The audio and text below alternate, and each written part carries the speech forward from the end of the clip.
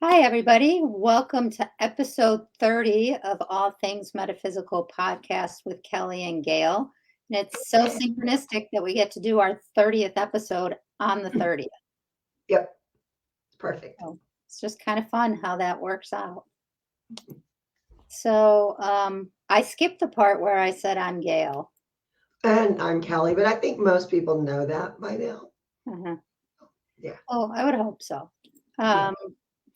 So we were trying to decide what to talk about today with so much going on in the world and solar flares and things like that. So we decided to talk about getting wake up calls and what does that mean? Yeah. And how often do we get a wake up call? Even we can even acknowledge this is a wake up call, and then still we go right along our way and disregard completely everything about that wake up call. I know that I'm getting one right now. I just don't know how to move into wherever I'm supposed to move to. I need some more signs, but I'm very clearly getting one right now and I am Yeah. hyper aware of it. Yes. Yeah, you are. And it happens as we go through life, we grow through things. Mhm. And it's really hard when you've been doing something and you've invested so much of your time and yourself into doing this thing, Mhm. and then the universe says plot twist, and that's kind of what it feels like. But the more you ignore them, the worse the damage is. So I think it's better if you can get it the first time, but we rarely do. I don't even know that I got it the 100th time, in all seriousness, Oh, but go ahead. I didn't mean no, to. it's life, and I you just have to go through it. Mhm. Which leads to growing pains. Yes, yes. Sometimes they're very severe Mhm. growing pains. Or ascension symptoms. I mean, I think growing pains, ascension symptoms, wake up calls all Yep, kind of go hand in hand. yep. But I used to have someone around, not necessarily in my inner circle, but somebody that I knew that was always talking about, well, it's if it's easy, it's not worth doing. If it has to be difficult, it has to be drudgery. And that is such a crock, because if the universe is trying and trying and trying to stop you from doing something, you'd be better served by, maybe changing course at least a little bit. Mhm. But this person never did. And brilliant, brilliant person. I don't know how many patents this individual ended up having. Invented quadraphonic sound, died penniless because he didn't listen to the universe, who was saying, don't put any more money over here. You got to go over here. And I know so many people who have done similar things. Mhm. It, but he was by far the most ignorant genius I've ever known. Mhm. And to this day, I, I'm sad that he didn't listen when the universe was trying to direct him. So if you're going along your path and the universe is throwing roadblocks in your way constantly, maybe take a giant step back and rethink your direction. And sometimes it's really hard to do because our ego gets in the way of, no, I need to do this. I need to finish this. I need to complete this. I'm a failure if I don't. Right. And so those messages go through our head, and it's like, I can't do that. It's also the need for money in Mhm. our society. We have such a money driven society, and especially in the US. Mhm. We seem to think that we are only being productive when we are forcing ourselves to do things that we really don't want to do. And sometimes it's just because we need the paycheck or we need the money. I made that mistake recently. Mhm. And I had a publishing company, and I decided after getting, the universe beating me over the head repeatedly for 2 years, I finally decided I'm not going to publish books anymore, other than for people that I know and dearly love. So I got a project thrown at me. Please do something with this. Mhm. Here's the money. And I decided I'm not going to publish it, but I'll help them. I'll Mhm. be a consultant on this one. And, from day one, I hear this little voice, bad decision. Don't do it. Don't do it. You're really going to regret doing it. Don't do it. And I said, it's going to be fine. It was not fine. Mhm. It was literal hell from the first conversation with these people. Mhm. And I finally said, you know what? I cannot do this. You've paid me for this many hours. I've given you extra hours. Consider it my gift to you. Good luck. Mhm. And you would have thought I told these two authors to kill each other, because the fallout had nothing to do with what they paid me for, Mhm. but something I was going to do because they didn't have the money. Mhm. So they threw away everything that they agreed to pay me for because I refused to do this one extra thing. Mhm. And the whole time, I've got angels behind me going, I told you so. I told you it was going to go this way. You knew this was going to happen. Why did you do this to yourself? And so I'm like, you know what? That was on me. Mhm. That was totally on me. I could see the writing on the wall. I could decipher it. I could read it clearly. And I still went, now I'll go this way. And we do that to ourselves all the Mhm. time. Usually when I do that to myself, it's because of money. It's because Mhm. I needed the income. So lesson learned, really, this time, really. And if I ever start thinking about publishing another book, you feel free to send me the link to this show. So remind myself. Well, and I'm not going to do that, and I'll tell you why. Because it might just be for right now that you're Yeah, not going to publish any books. A year from now, you could be in a completely different place, and that might be your passion to get back into that. Right now, you just need to step away from it. yeah, yeah. It started out being something I truly enjoyed, but I think the issue it was for me, was when someone would come to me and say, I don't have this, I have only this much money. Mhm. Instead of me saying, I'm sorry, you can't do it for that much money. You have to find this much money. I will undercut myself Mhm. and say, I don't need to be paid right now. And every single time I've done that, I've had problems with the author, because when someone says, I don't have any money, and you help them, all of a sudden they find money for everything else except for you. Mhm. And that is the part of the lesson that I have definitely learned. It's it's about knowing when to truly listen. And sometimes we do put ourselves in that all or nothing thing. And sometimes it's not a matter of all or nothing.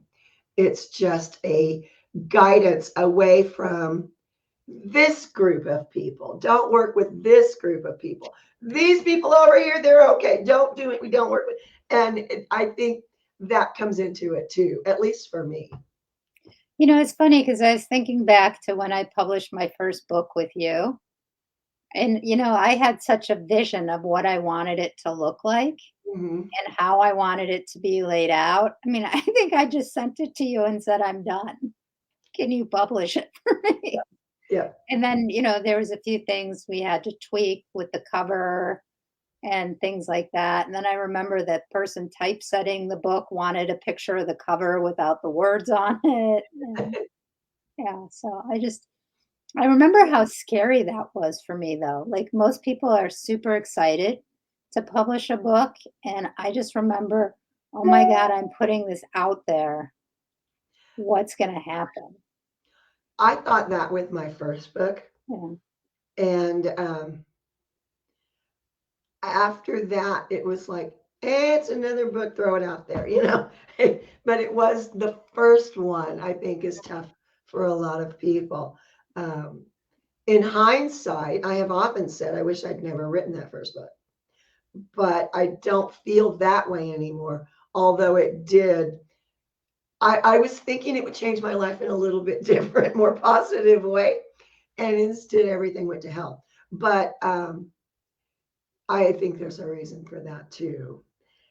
But when you're looking at publishing a book, the first thing you need to realize is you deserve to tell your story. You deserve to be able to get your message Mm. out. And what I have found with a variety of different types of books, the authors who have the biggest, I don't know, should I not, should I, are the ones who write of a metaphysical theme or somehow a paranormal gets snuck in the book. Mm. And those are the ones where people go, I don't know, do I really want to? I don't know. Well, I know that before I published the first metaphysical book with you, I had published a book on eating disorders and recovery with one of my coworkers. And it's like, that was no big deal to me. Right. That's what I was known for. That wasn't any kind of a risk to me. Although at the end of the book, I did talk about chakras and things like that as a way to look at how to treat people and look at where their blockages are and stuff like that. But when wrote the first metaphysical book, I remember asking you, "Can I really put this out there? Like, what are people gonna think?" Because really, it did sound like a bad science fiction movie. Yeah, and my first book, I talked about my ex and some of the abuses Mm, that I went through that I had never told anyone mhm, about, outside of a therapist. mhm, And that was huge for me because at that time, a lot of his family were still alive and around there and in my daughter's life. And I was like, oh, are they going to come back on her? And mm, I had that whole thing going on. But the bigger thing for me and how I talked myself into putting that book out was that I honestly feel some of the things that I've gone through and some things you've gone through, and a lot of people I know have gone through, we need to tell our stories. mhm, We need to talk about those things because there's a whole group of people coming up behind us. I had no one growing up that I could really talk to mhm. except for my grandmother. And I think about younger people, especially younger women coming up behind me, having these same experiences. It's important that they can find somebody that has been there and lived through it. Some of the things I experienced early on, I didn't think I was going to live through. And the fact that I made it through relatively unscathed, I think, tells me that there is hope for everyone. And I talk to so many young people who are seeing things and hearing things and experiencing things. And they're scared. And I remember I was scared. And I think that's why I felt my first book had to come out was Mhm. because I wanted to try to help other people coming up behind me. And I know even, that. Go no, ahead. go, oh, no, at that time I was doing a lot of work in battered women's shelters. Uh-huh. And I felt like my story of abuse, as horrible as it was, is very similar to what a lot of other women feel. Mhm. So, yeah, it had to come out. Had to. I know that I think the hardest book for me to publish was the last book, and I really had a hard time with that one.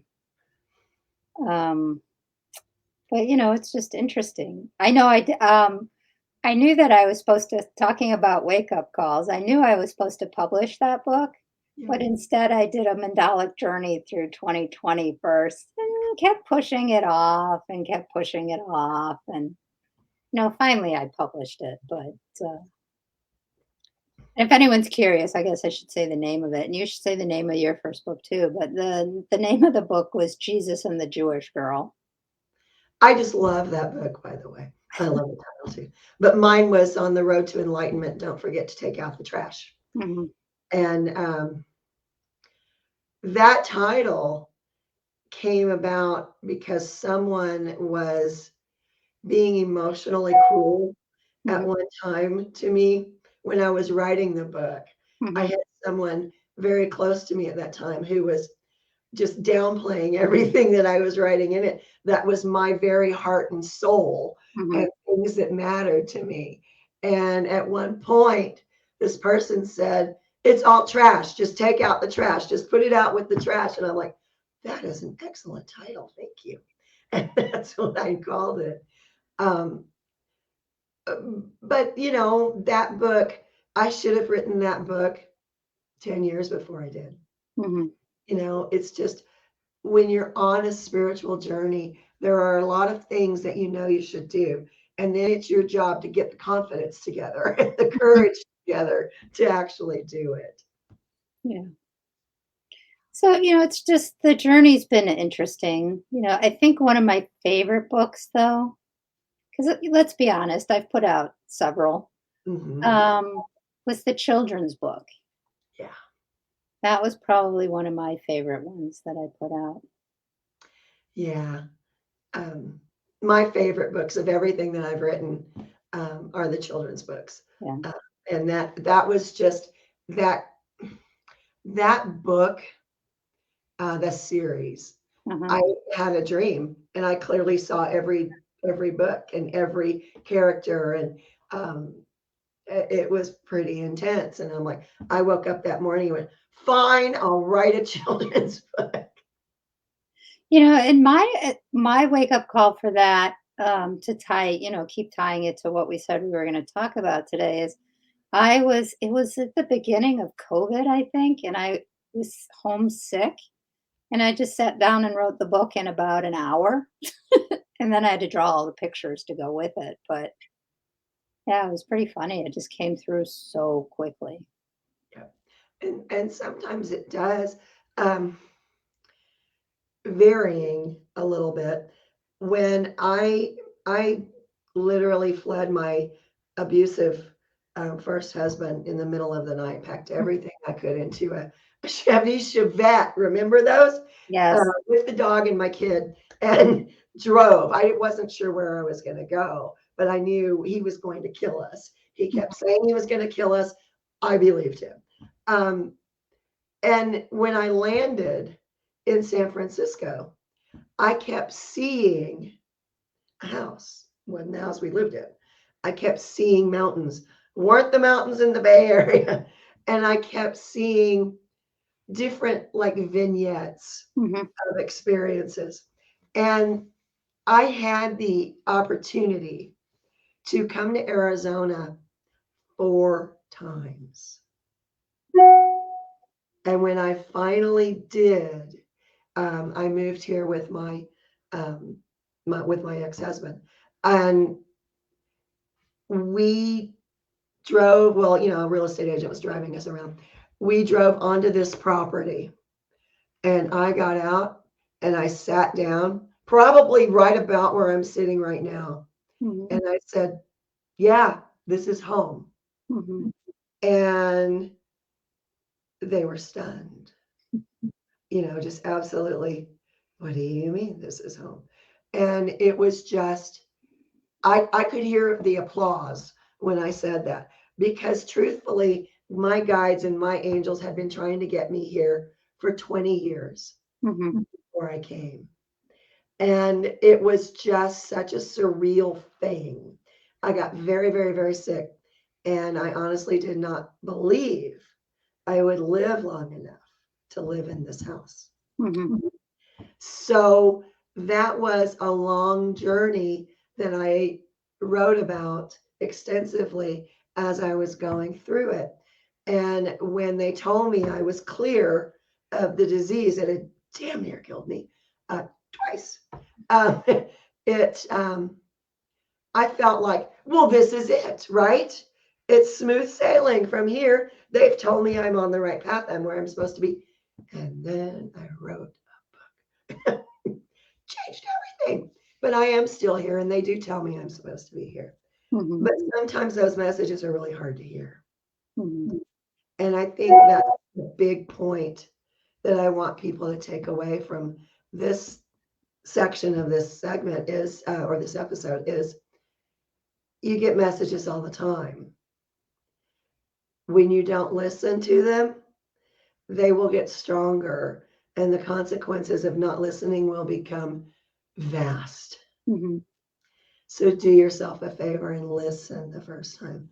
I was thinking about when I was looking to buy a condo. It was like my first major space. I mean, I had rented an apartment when I graduated, but and I remember I was standing outside the building and it was in the fringe neighborhood in the Chicago area. And my mom went with me and we met the real estate agent and I looked at four condos in that building. They were all lofts. And I'm like, I want that one. My mother's like, I mean, I was stood outside the building and I said, I'm going to live here. It's just a matter of which one it's going to end up being. And the real estate agent was just looking at me. He's like, you can decide that fast? I'm like, yes. Mhm. I'm going to live in this building. I just don't know which of the 4 units I'm looking at is the one that I'm gonna be getting. And literally, I left, we made an offer, it was accepted that night, and I moved a couple weeks later. I lived there for a really long time, but, it wasn't a fringe neighborhood by the time I left, though. Yeah, that's what happens. So, my parents thought I was nuts. So, yeah. Yep. Yeah. But they're I like, "How do you know?" I'm like, hence the title of the first, I just know. I've just always known different things. I yeah. remember growing up, this is funny. I remember growing up and we would be driving around in the city and I'm like, "Daddy, you should invest over there." And he's like, "What are you talking about?" I'm like, "I don't know, but I think that area is going to be up and coming." And sure enough, like had he listened to all those messages that were coming through, Mhm. life would have been very different because I Yeah. was right about all of them. So it's just kind of funny. That's the one thing that I was pretty smart with listening in San Francisco because when I was there, when Mhm. I first got there, it was a really bad time real estate wise for the Bay Area. You could pick up gorgeous Victorian homes that needed some work in Oakland and in Alameda, pennies on the dollar. So I did. Mhm. And I had a team and we all went in together and we all made a lot of money in the 80s. And then we spent it all in the 90s. But we had a good time. And Mhm. it just sometimes when you hear those things, you really should act on them. Really Mhm. should. Yeah. So again, it's just interesting, I know that they used to love to do this to me while I was driving home because the way I could go home from one of my jobs, there was 2 different directions, and I would Mhm. always hear, "Get off here," and I'd look down the highway, and I'm like, it doesn't look so bad." And so I'm like, "No, I'm just gonna go straight." Every single time I'd be stuck in traffic for like an hour and 15 minutes. So finally, about the 5th time, I'm like, "Okay, fine, I'm getting off the highway." They're like, "Thank you." Yeah. So here I'm gonna share one of the weird science fiction things with everybody. So I had a Pontiac Aztec for a while. I don't know, I really liked that car. But the interesting thing about that car is I had 3 spirit passengers in the back seat who went everywhere with me. I used to love when I would go on road trips, they would sit very politely. They didn't like the car I traded it in for, but then they came back when I got a Jeep. They came back one time and sat with me in the back seat, and everyone who would be in my car in the front seat said, "What are you looking at?" I'm like, I have 3 travelers, 2 guys and a woman who sit in the back seat with me and go everywhere I go." That was I pretty wild.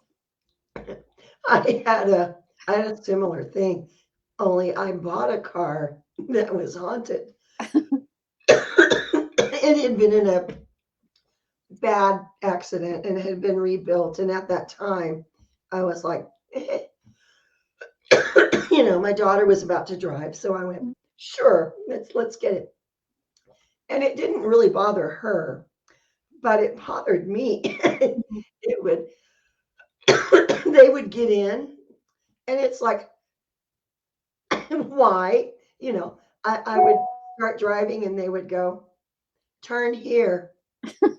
What are you doing to me? And the person that I traded that car in Uh-huh.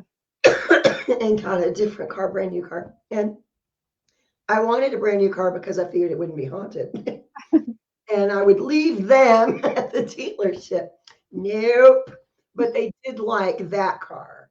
I had driven other cars that they did not like, but they did like that one. I don't know if they're still in the car. They're not It's not so with funny me because anymore. I just felt them in my car in the parking garage going, "Where are we going? When are you Mhm. coming down? Where are we going now?" Yeah, So, yeah. yeah, they It were was a lot of fun. I had a good time with them. yeah, one of mine was really I think he had died in that car accident, Mm. and he was very grumpy. But, going on turning traffic, he would go on to the other lane, and I'm like, "You're trying to get us killed." He's like, "I'm already dead." So, I think he was really angry about being dead Mhm. to take me with him. So, yeah, I had forgotten about them, but, yeah, they were with me for a good couple years. Yeah. They really liked when I went on longer road trips.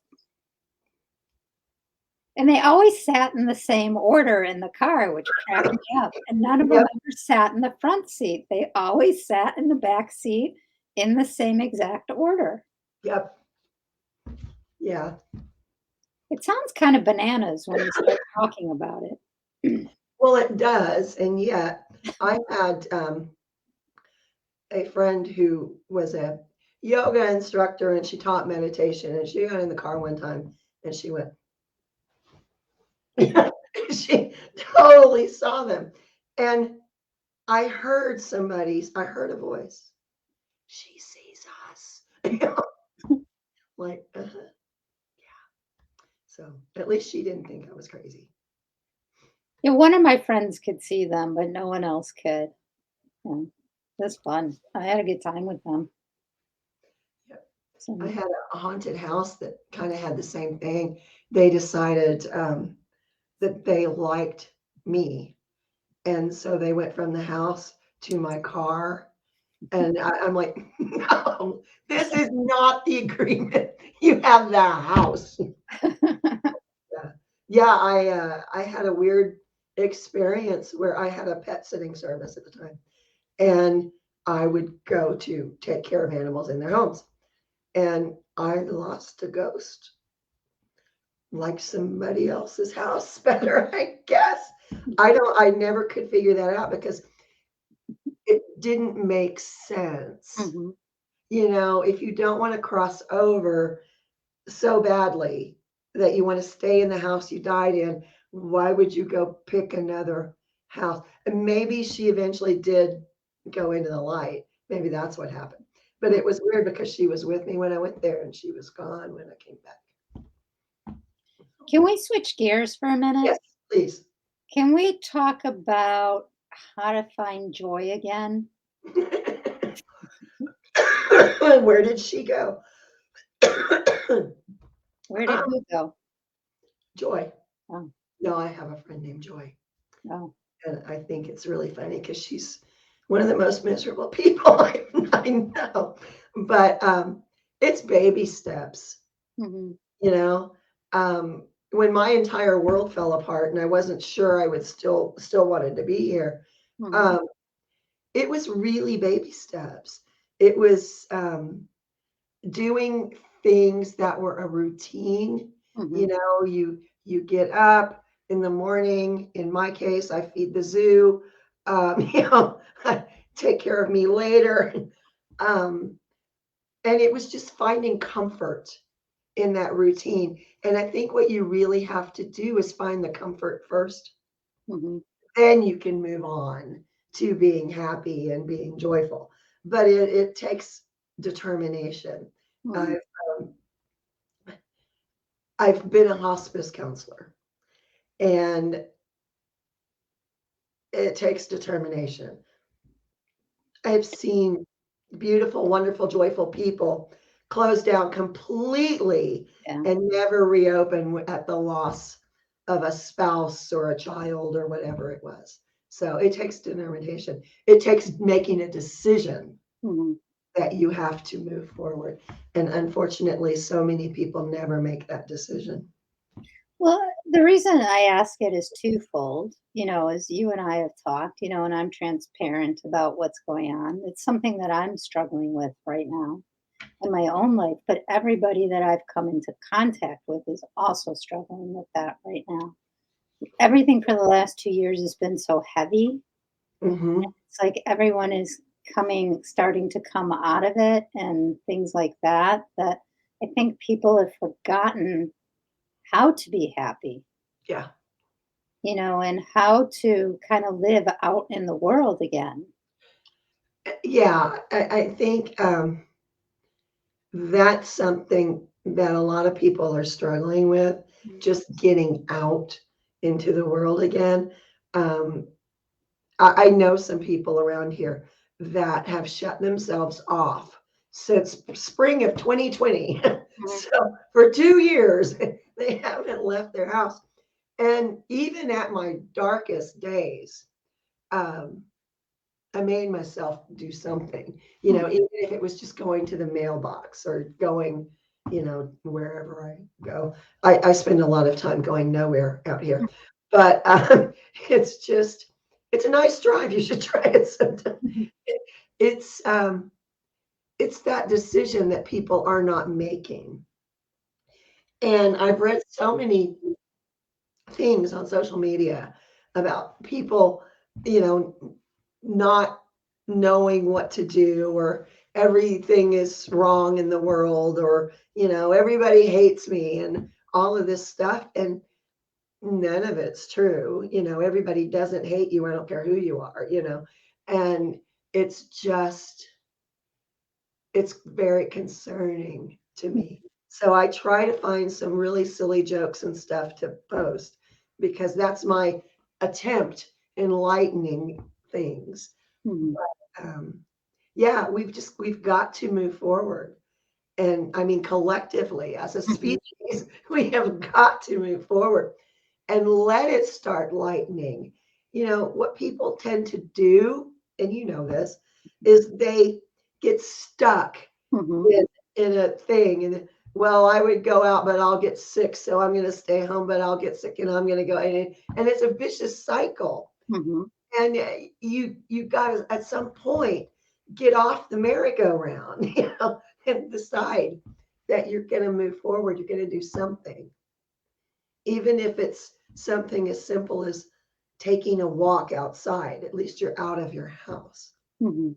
And I don't know how people stay in their house, because mm-mm, I barely stay in my house long enough to get a night's sleep. I don't, 3 in the morning, I'm wandering around outside. I don't know how to do that, but I hear that's what a lot of people are doing, and I do know people out where I live that are doing that.